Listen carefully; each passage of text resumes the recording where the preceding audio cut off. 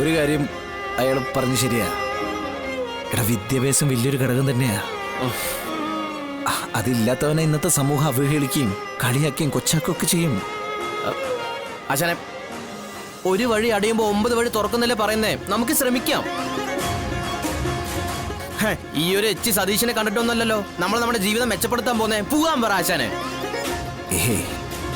എനിക്കിതിലൊരു പരിഭവം അദ്ദേഹത്തിനോടില്ല. കാരണം കുറവുകൾ നമുക്ക് തന്നെയല്ലേ. നമുക്ക് നോക്കടാ, നമ്മുടെ പഠിപ്പിന് പറ്റിയ വല്ല ജോലിയുണ്ടോ നമുക്ക് അന്വേഷിക്കാം. എടാ, ഭൂമി ഇങ്ങനെ വിശാലമായിട്ട് കിടക്കല്ലേ. നമുക്ക് വേണ്ടി നമ്മളെയും പ്രതീക്ഷിച്ച് ഏതെങ്കിലും ഒരു ജോലി കാത്തിരിക്കുന്നുണ്ടാവും.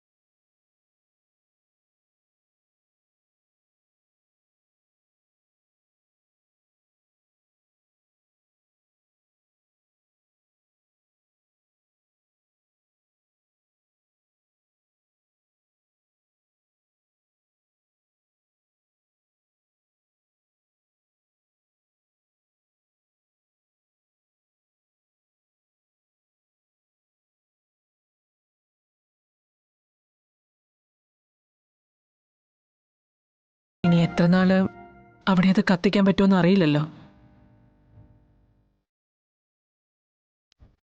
ഇവിടെ ഉള്ളതുവരെ ഒന്നിനൊരു മുടക്കം വരുത്തണ്ട. ആ ഒരു പുണ്യെങ്കിലും ഉണ്ടാകട്ടെ. ചെല്ല്.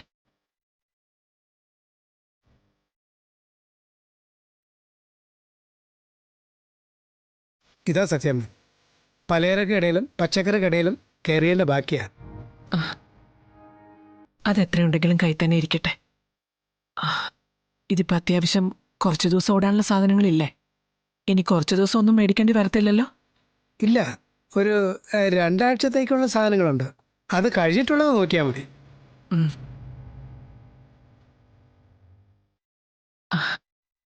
പിള്ളയൊന്ന് അകത്തേക്ക് വാ. വാ.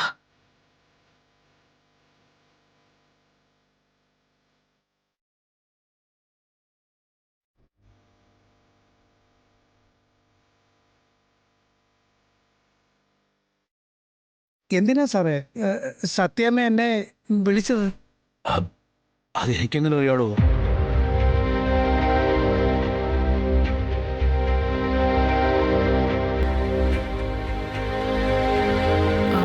പിള്ളേ, എന്നാ പിന്നെ അതിൻ്റെ കൂടെ ഇതും വെച്ചോ. ഇതെന്തിനാ സത്യമ്മേ? വേറെ എന്തെങ്കിലും വാങ്ങിക്കാനാണോ? അത് പിള്ളയ്ക്കായിട്ട് ഞാൻ തന്നതാ. ഇതുവരെ ഇവിടെ ഇങ്ങനെ ജോലി ചെയ്യുന്നതല്ലാതെ ഒന്നും കണക്ക് പറഞ്ഞ് വാങ്ങിക്കുകയോ കണക്ക് പറഞ്ഞ് ഞാൻ തരികയോ ചെയ്തിട്ടില്ല. വർഷങ്ങളായി ഞാൻ എന്തു തരുന്നോ അതും വാങ്ങി മിണ്ടാതെ പോകുന്ന രമണൻ പിള്ളയെ മാത്രമേ ഞാൻ ഇന്ന് വരെ കണ്ടിട്ടുള്ളൂ. ഇതിപ്പോ ഇതുവരെ ഇവിടെ നിന്നതിൻ്റെ ശമ്പളമായിട്ടൊന്നും കരുതണ്ട. ഇത്രയും നാളത്തെ സേവനത്തിന് ഇതൊന്നും മതിയാവില്ല എന്നും എനിക്കറിയാം. എങ്കിലും നാളെ ചിലപ്പോ എനിക്കെന്റെ ബുദ്ധിമുട്ടുകൊണ്ട് ഒന്നും തരാൻ പറ്റിയെന്നും വരില്ല. അതുകൊണ്ട് ഇതിപ്പോ തരുന്നത്.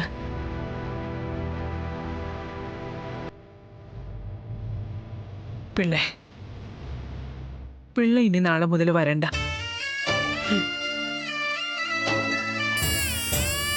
അയ്യോ, വരണ്ട വന്നോ? അതെന്താ സത്യമ്മ അങ്ങനെ പറയുന്നത്? ഞാൻ പിന്നെ എവിടെ പോവും? പിള്ളയ്ക്ക് അറിയാലോ, ഇതിപ്പോ മുങ്ങാൻ നിൽക്കുന്ന ഒരു കപ്പലാണ്. ഓരോരുത്തരെ രക്ഷപ്പെടുത്തി പറഞ്ഞയക്കുന്ന ഒരു കപ്പിത്താന്റെ കടമ മാത്രമേ ഞാൻ ഇവിടെ ഇപ്പൊ ചെയ്യുന്നുള്ളൂ. ഇനി അങ്ങോട്ടുള്ള പോക്കിൽ ഏത് രീതിയിലെ ജീവിതം മുന്നോട്ട് കൊണ്ടുപോകാൻ പറ്റുന്നെന്നും എനിക്കറിയില്ല. അതുകൊണ്ടാ ഇങ്ങനൊരു തീരുമാനം എടുത്തത്. ഇനിയുള്ള കാലം മക്കളോടും ഭാര്യയോടും ഒപ്പം സന്തോഷമായിട്ട് സ്വന്തം വീട്ടിൽ പിള്ള ചെന്ന് കഴിയേ. ഇന്നോ നാളെയോ എന്ന് പറഞ്ഞു നിൽക്കുന്ന ഈ വീട്ടിൽ ഇനിയും ഇങ്ങനെ നിന്നിട്ട് എന്താ കാര്യം? മറ്റെവിടെയെങ്കിലും ഒരു ജോലി കണ്ടുപിടിക്കുന്നത് വരെ കാര്യങ്ങൾ നടക്കണ്ടേ? അതിനാ ഈ പണം. രാഘവ് സാറേ, സത്യാമ്മ പറയുന്നത് കേട്ടോ?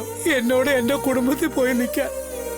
എനിക്ക് ഈ കുടുംബത്തെ കഴിഞ്ഞേ വേറെ ഉള്ളൂന്ന് സാറിനറിയില്ലേ സാറേ? പറഞ്ഞു കൊടുക്ക് സാറേ. സാറിന്റെ ഒരു കൈ സഹായത്തിനാണ് ഞാനിവിടെ ജോലിക്കായി വന്നത്.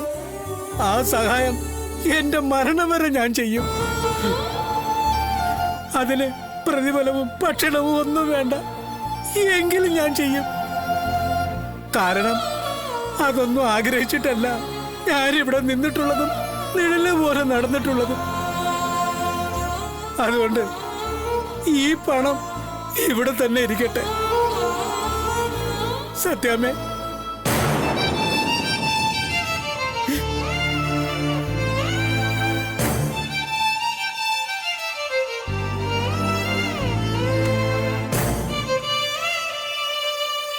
പിന്നെ സത്യാമ്മ എന്റെ കുടുംബത്തിന്റെ കാര്യം പറഞ്ഞല്ലോ. ഈ വീടും വീട്ടുകാരും ഉള്ളത് കൊണ്ട് മാത്രമാ എനിക്ക് ആ കുടുംബവും കുടുംബത്തിലുള്ളവരും എല്ലാം ഉണ്ടായത്. അവര് നല്ല രീതിയിൽ ഭക്ഷണം കഴിച്ചു തുടങ്ങിയത്, നല്ല വസ്ത്രങ്ങൾ ഇട്ടത്, അവിടെ വരുന്ന ഓരോ കാര്യങ്ങളും അന്തസ്സായിട്ട് നിന്ന് ചെയ്യാൻ പറ്റിയത്, എന്റെ പെമ്മക്കളുടെ വിവാഹം നടത്തിയത് എല്ലാം ഈ വീടും വീട്ടുകാരും ഉള്ളതുകൊണ്ട് മാത്രമാ. സത്യാമ്മയുടെ കയ്യിൽ നിന്ന് കിട്ടിയതുകൊണ്ട് മാത്രമാ എന്റെ എല്ലാ കാര്യങ്ങളും നടന്നിട്ടുള്ളത്. അതുകൊണ്ട് ഞാൻ ഒരിടത്തേക്കും പോവില്ല. ദയവ് ചെയ്ത് പോകാൻ പറയരുത്. രാഘവ് സാറേ, സാർ എന്നോട് പോകാൻ പറഞ്ഞേക്കല്ലേ. പോകാൻ പറഞ്ഞാൽ ഈ രമണൻ പിള്ള തകർന്നു പോകും. അല്ല, പോകാൻ പറഞ്ഞാൽ തന്നെ ഞാൻ എവിടേക്ക് പോകാനാ? നിങ്ങൾ എവിടെ പോകുന്നു അവിടെ ഞാനും വരും. അല്ലാതെ എനിക്ക് മാത്രം രക്ഷപ്പെടാനുള്ളൊരു വഴി അത് ഒരിക്കലും ഞാൻ തിരഞ്ഞെടുക്കില്ല. ഈ വീട് വച്ച സമയം മുതൽ ഞാനിവിടെ നിൽക്കുന്നതാ. ഇനി എന്നെ ഭാരമായിട്ട് തോന്നുന്നെങ്കിൽ സാറ് നേരെ ചെവൊന്ന് നടന്നു തുടങ്ങിക്കോട്ടെ, ആളൊന്ന് ഓടി തുടങ്ങട്ടെ, എന്നിട്ട് ഞാൻ പൊയ്ക്കോളാം.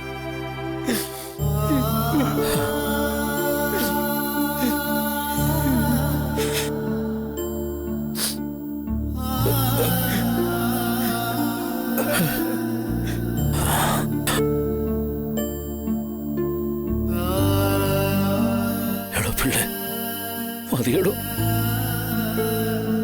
താനിവിടെ നിങ്ങൾക്കെ പറഞ്ഞാലേ എന്റെ ചങ്ക് പൊട്ടി പോടൂ.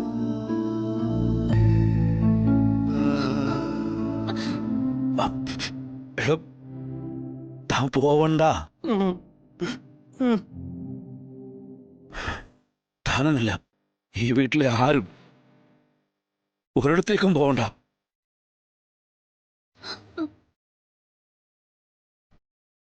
വാടക വീട്ടിലെങ്കിൽ വാടക വീട്ടില് നമുക്ക് പോവാം. നമുക്ക് എല്ലാവരും കൂടെ ഒന്നിച്ചു പോവാം. എന്നിട്ട് ഉള്ളത് കൊണ്ട് അതിന് കഞ്ഞിയും ചമ്മന്തി ആണെങ്കിലും സന്തോഷത്തോടെ കഴിച്ച് കിടക്കാടോ.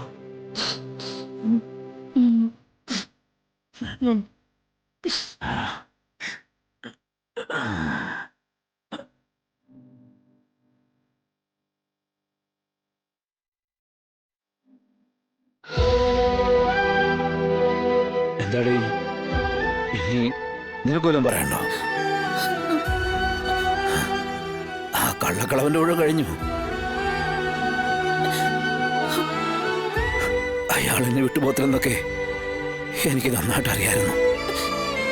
കാരണം ഈ വീടും വീട്ടുകാരെയൊക്കെ വിട്ട് ഇയാൾക്കൊരു ലോകമില്ല. ഭാര്യയും മക്കളെയും കാണാൻ പോയാൽ പോലും കൂടിയ 2 ദിവസമാ. മൂന്നാം ദിവസം കാലത്ത് ഇവിടുത്തെ മുറ്റത്തുണ്ടാവും.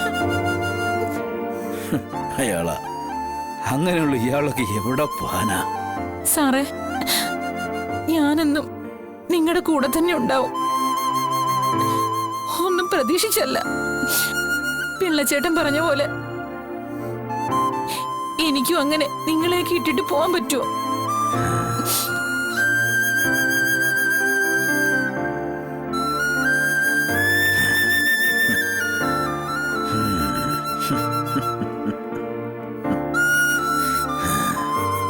ഭാമേ, കേട്ടില്ലേ? ഇവരാരും ഈ സങ്കടക്കപ്പലിൽ നിന്ന് രക്ഷപ്പെട്ടു പോകുന്നില്ലെന്നാ പറയുന്നേ. അപ്പൊ പിന്നെ കണ്ണീരും കയ്യുമായിട്ട് നമുക്ക് ഈ യാത്ര അങ്ങ് തുടരാം. അടുത്തരം നടക്കാൻ പോകുന്ന വലിയൊരു പടിയിറക്കൽ അത് മുന്നിൽ കണ്ടുകൊണ്ട് തന്നെ നഷ്ടപ്പെടട്ടോ എല്ലാം.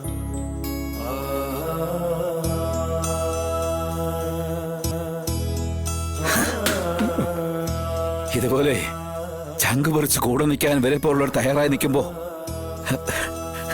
നമ്മൾ എന്തിനാ ഭാമേ ഭയക്കുന്നേ? വരുന്നതൊക്കെ വരുന്നത് പോലെ വരട്ടെ. നമുക്കതെല്ലാം സ്നേഹം കൊണ്ട് നേരിടാടോ.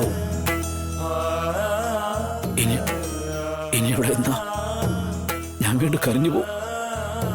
ഞാനൊന്ന് കിടക്കട്ടെ. പിള്ളേ, ഒന്ന് പിടിക്കടോ. സറവാടി, വടിയൊന്നും വേണ്ടടോ. താനല്ലോടോ എന്റെ കൈ.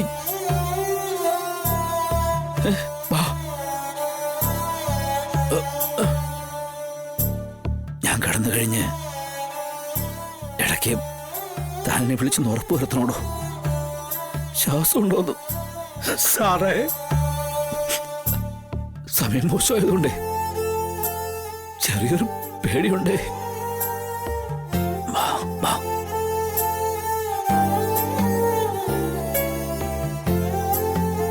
എടോ പിള്ളേ, എന്നെ ഇങ്ങനെ താങ്ങി നിർത്താൻ താനല്ലാതെ പിന്നെ ആരാടോ ഉള്ളേ?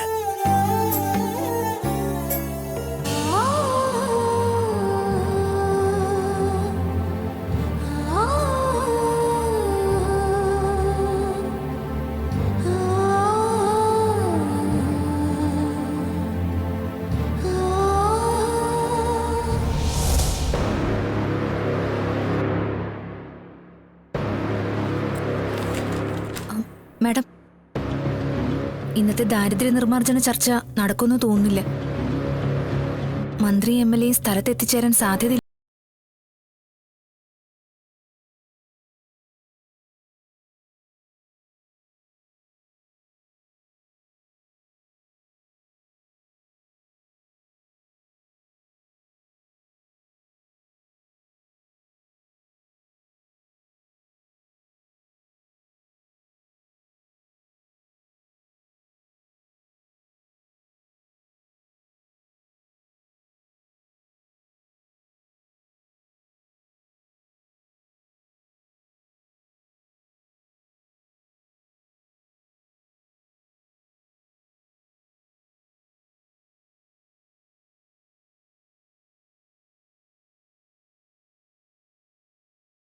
വലിയ വാടകയുള്ള വീടൊന്നും വേണ്ട, ഒരു മീഡിയം വാടക, അതിലുള്ള സൗകര്യം.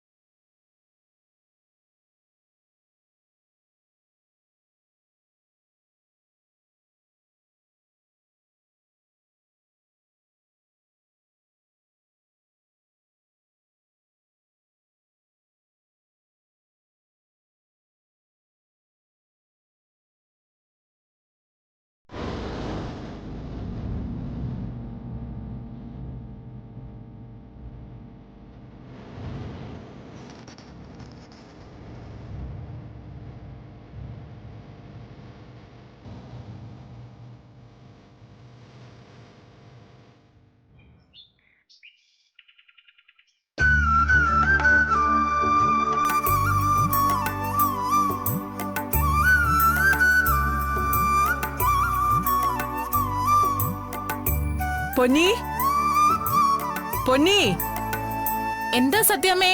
ആ പിള്ള കൊണ്ടുവന്ന കർപ്പൂരവും ചന്ദനത്തിരിയും കൊണ്ടുവാ. ഇപ്പൊ കൊണ്ടുവരാം.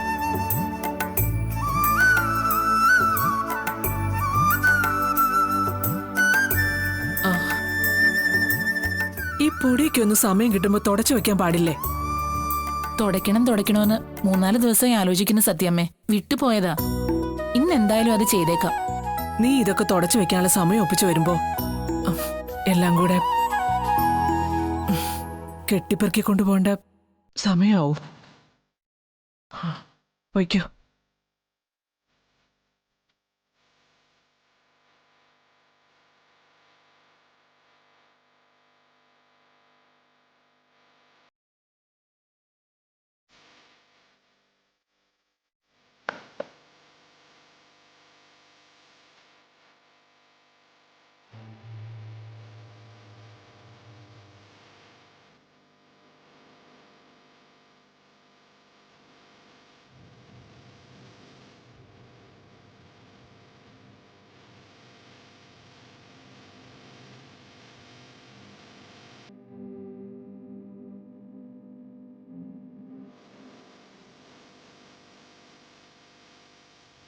കൃഷ്ണ ഭഗവാനെ, ഈ കത്തുന്നത് കർപ്പൂരമല്ല, എന്റെ മനസ്സാ. ഇക്കാലം അത്രയും ഞാൻ ഈ വീട്ടിലേക്ക് വന്നതിന് ശേഷം അങ്ങേ വിളിക്കാത്ത ഒരു നേരം പോലും ഇല്ല. കർപ്പൂരം ചന്ദനം തിരിയും കത്തിക്കുന്നതിന് ഇതുവരെ ഞാൻ ഒരു മുടക്കവും വരുത്തിയിട്ടില്ല. എന്നിട്ടും ഞങ്ങളോട് എന്തിനാ ഈ ചതി കാണിച്ചത്? ഈ ഒരവസ്ഥയിൽ എന്തിനാ ഞങ്ങളെ കൊണ്ടെത്തിച്ചത്? നാളെയോ മറ്റന്നാളോ ഇവിടുന്ന് ഞങ്ങൾ ഇറങ്ങിക്കൊടുക്കേണ്ടി വരും. ഇവിടെ പുതിയ അവകാശികൾ വരും. പിന്നെ അവരായി, അവരുടെ പാടായി. ഇവിടുന്ന് ഇറങ്ങിക്കൊടുക്കുന്നതിന് സങ്കടമില്ലെന്നല്ല, നല്ല വേദനയുണ്ട്. പക്ഷെ ഉണ്ടായിട്ട് എന്താ കാര്യം? ഞങ്ങളെ സംരക്ഷിക്കേണ്ട നിങ്ങളെ പോലുള്ള ഈശ്വരന്മാര് തിരിഞ്ഞു നോക്കുന്നില്ലെങ്കിൽ പിന്നെ ഇവിടുന്ന് ഇറങ്ങിക്കൊടുക്കാതെ വേറെ മാർഗമില്ലല്ലോ. ഭഗവാനെ, ഒരു കാര്യത്തിൽ ഇപ്പോഴും ഒരു തീരുമാനത്തിലെത്തിയിട്ടില്ല. ഇവിടുന്ന് ഇറങ്ങിക്കഴിഞ്ഞ് എവിടെ പോകുന്നോ എങ്ങോട്ട് പോകുന്നോ ഞങ്ങൾക്കറിയില്ല. അല്ലെങ്കിൽ പറ, ഞങ്ങൾ എങ്ങോട്ട് പോകണം? നാളെ മുതല് ഇവിടെ തിരികത്തിക്കാൻ വേറെ ആളുകൾ വരുമെന്നാ പറയുന്നത്. അവര് ഇവിടെ തിരികത്തിക്കോ അതോ കള്ള് ഷാപ്പ് തുടങ്ങുമെന്നൊക്കെ അവരെത്തിയതിന് ശേഷം പറയാൻ പറ്റും. ഞാൻ ഇന്നലെ വരെ തുളസിക്കതിര് വെച്ച് ആരാധിച്ച സ്ഥലത്ത് അവര് കള്ളു വെച്ച് ആരാധിക്കും. എന്തിനായിരുന്നു ഭഗവാനെ ഞങ്ങളോട് ഈ പരീക്ഷണം? ഇവിടുന്ന് ഇറങ്ങുമ്പോ രാഘവേട്ടന്റെ അവസ്ഥ എന്താവുമെന്ന് എനിക്ക് ഓർക്കാൻ കൂടി പറ്റുന്നില്ല. കാരണം ഈ വീടിന്റെ ഓരോ വശവും നിറഞ്ഞു നിൽക്കുന്നത് രാഘവേട്ടന്റെ സ്വപ്നങ്ങളും അത് പ്രാവർത്തികമാക്കി എടുക്കാനുള്ള പ്രയത്നങ്ങളുമാ. അതെല്ലാം ഒരു നിമിഷം കൊണ്ട് തകർത്തെറിഞ്ഞ് ഇവിടെ നിറങ്ങുമ്പോ അങ്ങയോട് ചോദിക്കാൻ ഒരൊറ്റ ചോദ്യമുള്ളൂ. ഞങ്ങളുടെ കണ്ണീര് കാണാൻ അങ്ങക്ക് ഇത്രയ്ക്ക് ആഗ്രഹം? എന്തായാലും അങ്ങ് തരുന്നതാണെന്ന് കരുതി ഞങ്ങൾ അത് സ്വീകരിക്കുക, എന്നിട്ട് ഇവിടെ നിറങ്ങുക.